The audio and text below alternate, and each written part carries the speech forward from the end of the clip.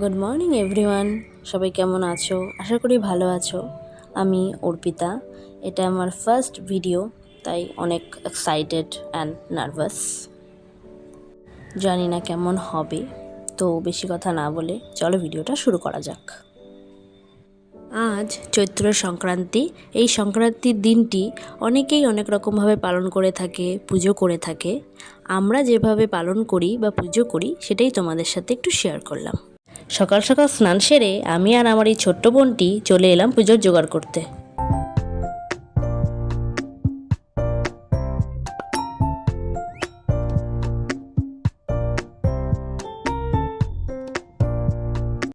আমের পল্লব পাড়তে গিয়ে বেচারি যতই না স্ট্রাগল করলো।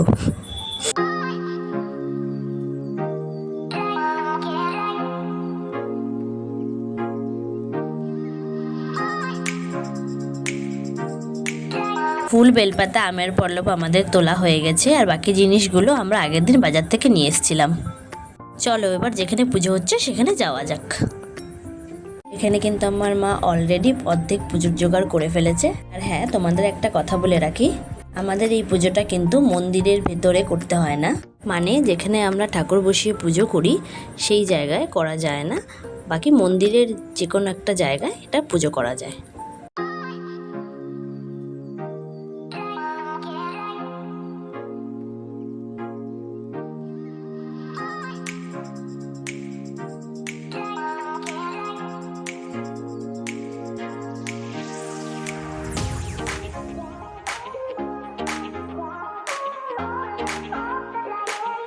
এই যে আমার মা ছোট একটি পেতলের গামলায় খই, চিড়ে, কলা, গুড়, দই দিচ্ছে।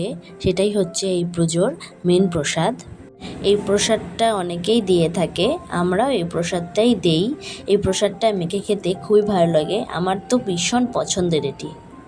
আমাদের সব কিছু জোগাড় করাও হয়ে গেছে, আর এখানে আমার মা অলরেডি ঘট বসিয়ে পুজো শুরু করে দিয়েছে।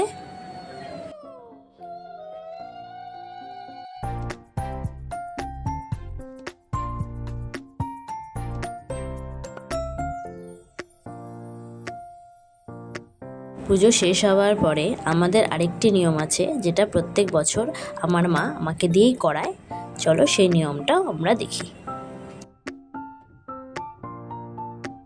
যে নিয়মের কথা আমি বলেছিলাম সেই নিয়মের সমস্ত জিনিস আমি আগে থেকেই জোগাড় করে নিয়েছি।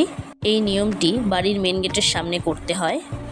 মেন গেটের দুপাশে দুটো মাটি ও গোবরের বল বসিয়ে সেটাকে ধান, দুব্বো ও 5 টুকরো কাঁচা আম দিয়ে পুজো করতে হয়, এবং তার চারিপাশ দিয়ে খই, চিড়ে, মুড়ি দিয়ে গোল করে ঘিরে দিতে হয়।